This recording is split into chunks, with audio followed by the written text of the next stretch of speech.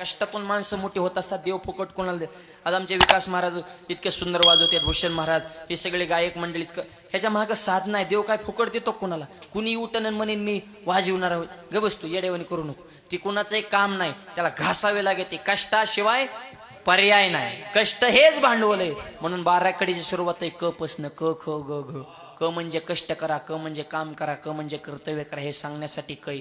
आधी काम करा मग खा. ख 12 कडे नीट ऐका. ही काही गुरुजीची 12 कडे नाही, क कमळाचा आणि ख खटऱ्याचा. हे महाराजाची 12 कडे. कष्ट करा क आणि मग खा म्हणून ख. पण मोठं व्हायचं असेल तर गर्व येऊन देऊ नका. ग क ख.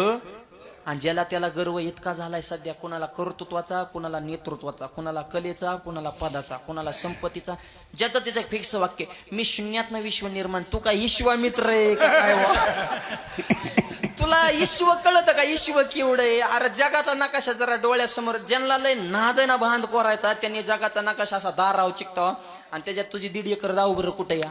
अरे भारतच देश नीट दिसत नाही तर तुझी 2-3 एकर त्याच्यात दिसणार कुठं? पण गर्व करू नका. आणि ज्याला गर्व झाला तो 100% घसरणार. ग ग ग लगेच घसरगुंडी. आणि घसरायचं नसल, जगात क्रांती करायची असेल तर कधीच कोणाचा चमचा होऊ नका. हा चमच्याला चित्र असतो, ज्याच्यात राहतो त्यालाच मोकळा करतो, हळूहळू करतो. ध्यानात चमचे तोंडावले खास बोलतात. वा वा वा, तुमच्यासारखा माणूस तालुक्यात नाही. गावचा विकास फक्त तुमच्यामुळे. गावाला तुमच्याशिवाय काही कोण वाली का? गाव फक्त तुमच्यामुळे दबू नये आपलं. नाही तर आपलं काय गाव आहे का? लंका परवडले पण गाव नाही परवडलं. पण तुमच्यामुळे सगळे तोंडावून पुढे गेल्या. काय खरे? अरे हे लय भंगार रे, ह्यानी तर गावचं वाटोळ केलं. हा आला का? ह्यांचा विश्वास तरी कसा ठेवायचा? त्याला प्रमाण. मैंद मुखीचा कोवळा, भाव अंतरीचा निराळा. कवळच बोलतात काय काय शेलकच. त्यांचं जर ऐकलं ना तर आपल्याला सुद्धा वाटतं की आपल्या इतका कुणाच प्रेम करीत नसेल, तोच खरा दुश्मन असतो. उघड दुश्मन परवडला. भर सभेत आपले षडयंत्र रोपण करतो, पण संग राहून गद्दारी करणारे सगळ्यात भयानक जात आहे. विठ्ठल चमचा. आणि जे आयुष्यात कधी कुणाचा चमचा झाला नाही, तो जीवनात एकदा छत्रपती नक्कीच होणार. म्हणून छ च छ. आणि ज्याला छत्रपती व्हायचे त्याने कधीच कोणावर जळू नका. ज च छ ज. हा माणसाने मळका असावं पण जळक नसावं. आणि तसं तर मळकही नसावं. वारकऱ्याला सुद्धा सांगतो ताईट राहायचं. कपडे फिपडे वाजना, टोप्या फिप्या कोय तेव्हा कडक घालायच्या.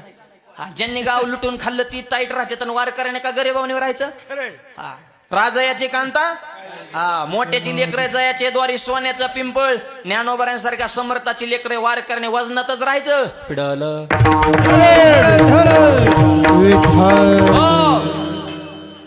एक वेळ मळका माणूस परवडला पण जळका नसावा. आणि सध्या जळजळ इतकी वाढली ना, शेजाऱ्याने गाडी घेतली आनंद होत नाही. तो पेढे द्यायला हप्त्यावर घेतली असेल.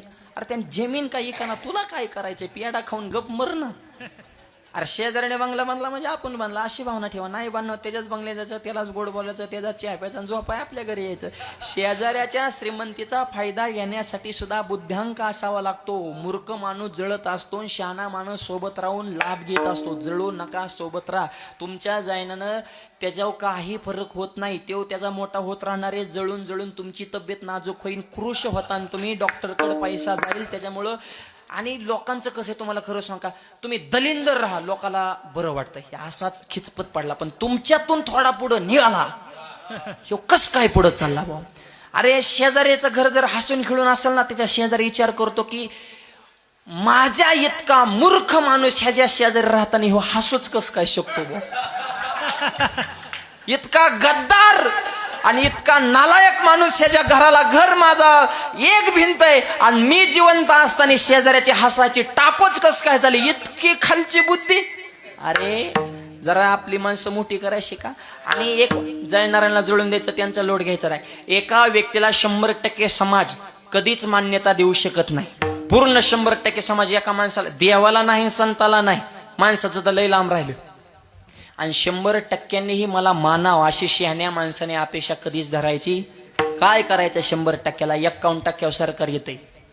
देवानंतर या जगात सगळ्यात जास्त ताकद कुणात असेल ते ताकद सत्तेत आहे. ती देशाची सत्ता 51% मतदान पडले की येत असते. सध्या जे सत्तेत आहेत त्यांनी बी समजायचं नाही की आमच्या बाजूने लई लोक आहेत. आणि जे विरोधात आहेत त्यांनी नाराज व्हायचं नाही की आमच्यापासून लईच ही 1-2%लाच खेळ असतो, फक्त ते फिरवता आली पाहिजेत. त्याच्यामुळं 100% समाज, नावं ठेवणारी टीका करणारी माणसं आयुष्यात पाहिजे. त्याच्याशिवाय प्रगती होत नाही. आपली प्रगती होत राहणार आहे, त्याची अधोगती होत राहणार आहे. मग हे लक्षात घ्या आणि विनाकारण चांगल्या माणसावर जळू नका. आपली माणसं मोठी करायची का, जळू नका.